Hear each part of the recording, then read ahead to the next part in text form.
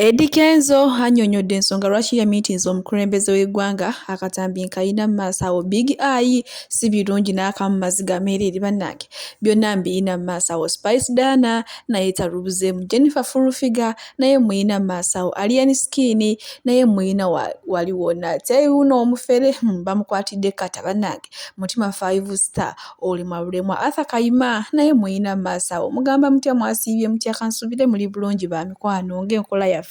mbasaba video no mujimpeere like era nensaba gwe wenna atanaba kusubscribinga wano ku Suvi News nti mukwano subscribinga era ongende mu notification bell mesibwanga byonna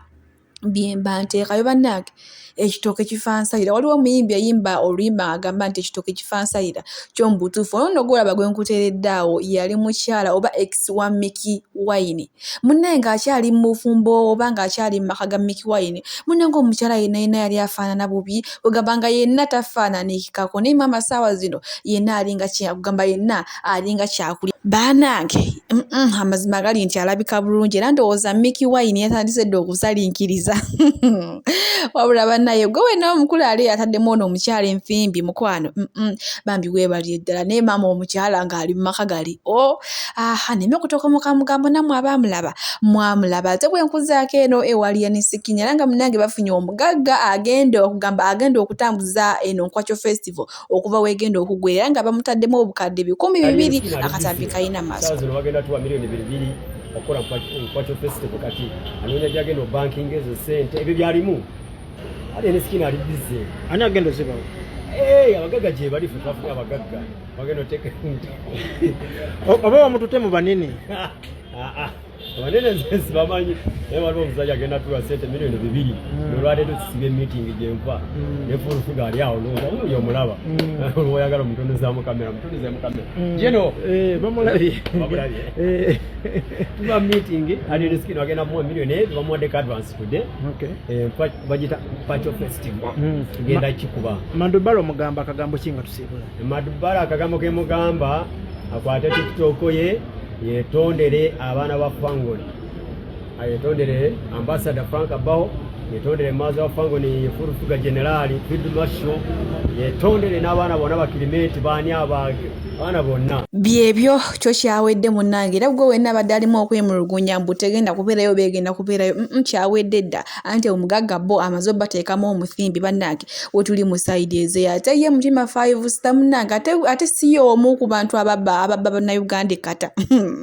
muyina mu maaso wano munnange yeefuula nti afunira bannayuganda emirimu so kumbe ababba bubbe era muyina mu maaso wano wamma nga bamutunuza bbulu leero bamuguddemu olw'obufere bw'ayina katukalaba akatambi tweyongere. Okay, now listen.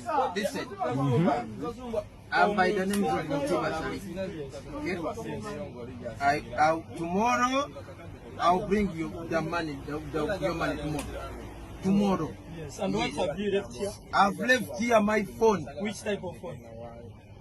iPhone 14 Pro Max worth 5,600 real. Brand new. Okay? No damage on it. Okay. You need 1 million from me. 1,000. 1,000 Qatar riyals. Yes, Qatar riyals. Tomorrow, okay, I come with that money. But what I want you to do, you give me your ID so that I be sure of the person I've left with. My phone. Kalas, no problem. I give you my ID and you take it? No, photocopy of the ID. Just tomorrow, I get you that money. No problem. Which is a civil? Okay. Bro, don't be stupid. Don't know what's up.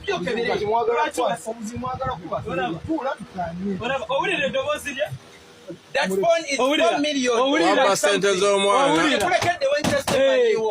You will pay. Manja million yemo. Okute million munana. No one's made a Bro, don't be stupid. Don't know what's up.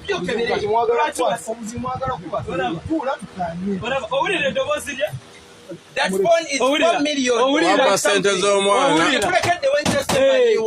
You will pay. Obanja million yemu. Okute million munana. Ez'omubbi zo zibaana naye munnange ono ye baamusonyiye tebaamukoze nga kye baakola Enoka so munnange zono ssente abaana zibamenya waba kuwadde ssente ze nga kuwadde mufunira mulimu gumufunire so si kuddamu kumubuzaabuza ate ye sisita Kayima ayina kyatugamba wano manye ennaku zino ye naye teyeewummuza akaali awo bannange ayina wano akalowoozo kaawe erimu abakyala abalemedde ku lujja oba mbayite abaakoowa ebyobufumbo katukalabe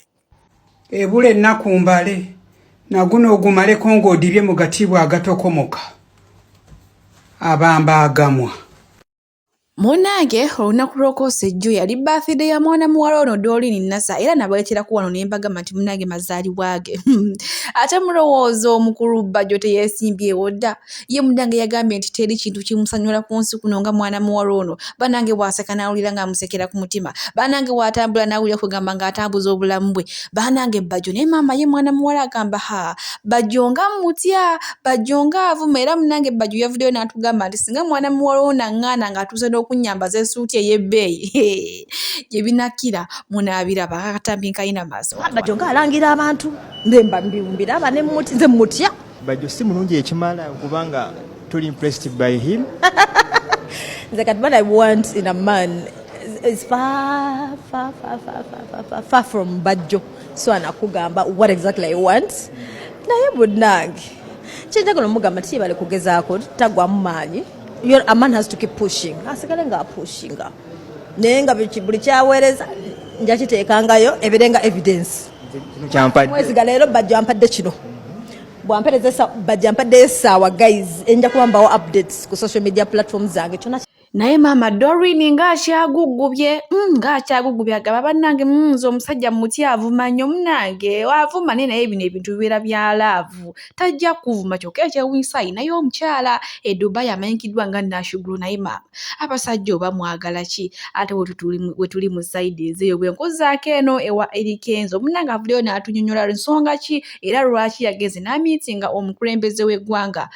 munnange mbirina mu maaso wano ng'ate atunyonnyola naye era nga bikwata ku music bikwata ku kibiina kyabwe era bikwata ku copyright kambatereka akatambi wano ate nawe musobole okubanga mu munnyonnyoka bulungi nnyo akatambi katukalabe tweyongerere Eddy ebimu ku bizibu byannyonnyodde omukulembeze bye biriwa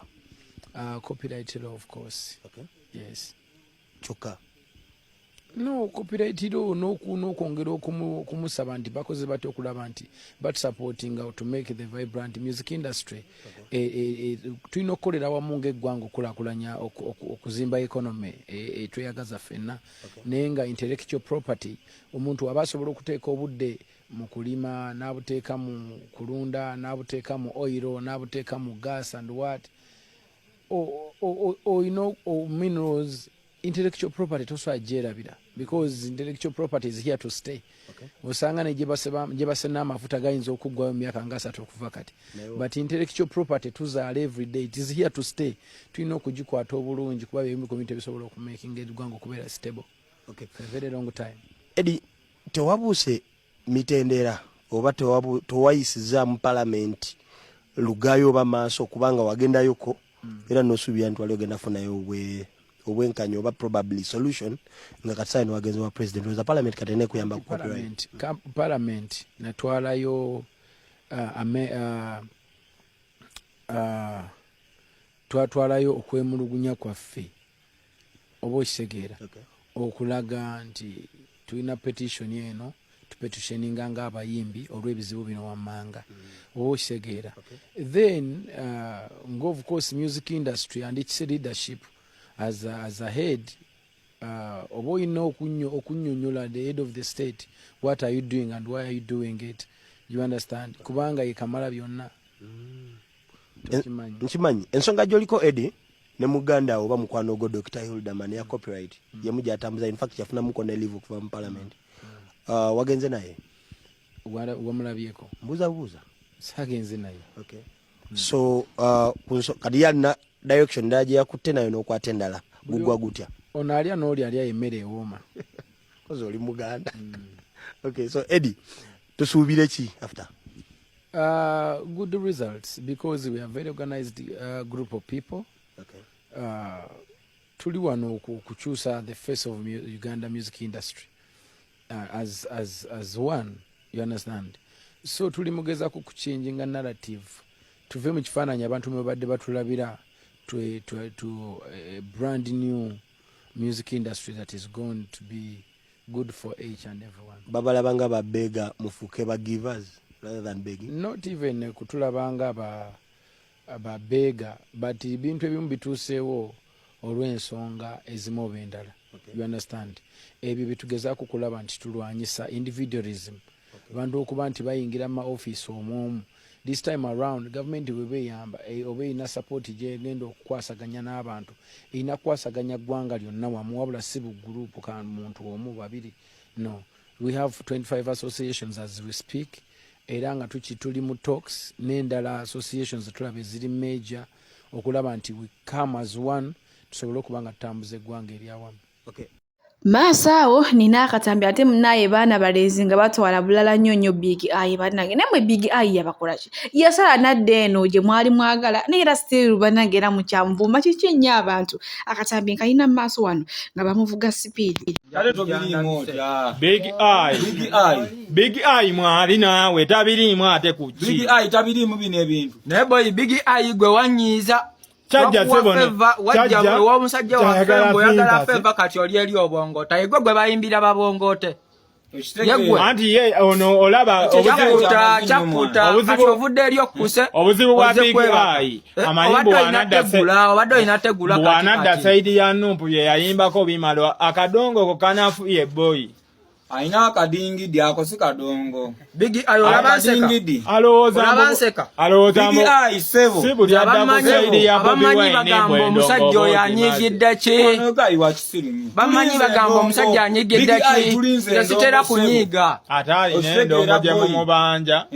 tukuba akadingidi waba tosobola wano yagamba Kenzo pozi biki yawaadi pozi itagaba amagezi kati aha kuggwe ne Kenzo ndaba gwe yamuyamba Kenzo mugezi lwakubanga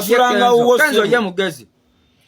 yo yandibadde wa musajja Kenzo niwe yandibadde wa musajja alye sente ze kuba ye tumulaba music akola kyataddewo ataddewo waka naye gwe oli eyoze omusajja tukuwadde feva babongote bakubye gwe babongote yegwe gwe bakubye babongote talina kadongo naawe kyagamba gwe bakasooka okuba obucupa bebekulu tebaamukubako neera n'ategeka ebivulo n'ebijula akeere ku makya kiteekeyo ku Freedom City lwolikakasa nti akadongo ke kaanafuwa ati waba oyo Big Eye tasobola yadde kuba kali kabaala kawali eri akuba wankulukuku naye ffe ebyo tebitukwatako twagala ndongo sebo Big Eye era Bobi Wine naze ku side ye noddayo n'okola ki aye politician kapira ina kyagamba oyo bamuyita kapira naye ina kyagamba kumanyira abasajja mu industry omanyi gyevudde mwabalemesa industry going viral mwana osegeera akuba kadingi mwana muleke n'omuleka tulina mufuula nsonga mwana tali gundi nnyo kumugogerako wano Bye Big Eye nga tubyerekereza bwenti okuvuze butereevu paka wannamukwaya Spice Diana munnange Masaawo nina akatambi nga nyumya gyenvudde we ennaku gye baakuliramu ne mami we ne baganda bannange bikabyamuko ku maziga so munnange omuntu mukama wabanga amusitudde muleke ate yeyagalire mu ssanyu lye banaye temutuloka mugambo mbu ate bikyate biki kuba naye akatambi kalina mu maaso wano bannange buli omu abeerako n'egyenvudde we nga si wa muzannyo era nga womuwuliriza oyinza n'okukaaba ku maziga akatambi kakano nseka nkuwulire yinza basiimu mukulu nnyo mu myaka naye emyaka gyange emitono embadde ku nsi byendabyeko mbirabye with my mom as a single mother enankulabye okola nankulabye efujjo nabeera era emyaka ng'ena emyaka gyonna mingi si yanyigire nankulabye efujjo nandifune budde bukunyegeta gwakawala akeera ennaku yatulumira enankulabye omanyi ennaku tebayita ennaku yaliwo eyo yefaanana eti egyogamba mbu ennaku nga mufumba mazzi nemufuna ebitano nemugula sukaali nemunywa amazzi olunaku lulamba agabuguma just mu lubuto kitegeera ennaku nga mukolerera just mawolu timugenze nemwoza engoye nemulongoosa ew'omuntu yabawo amawolu agasuzeewo maama nga mwenkana ki kati nze nali kosize mukulu I was around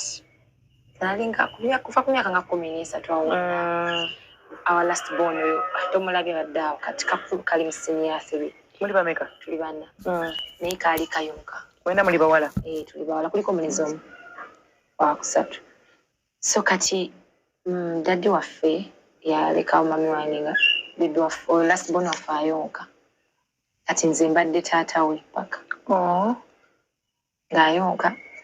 and we had to work my mama nakawere taina maani mupangisa to work mupangisa naye n'emitwalo 7 eza rent zigabule zinsasula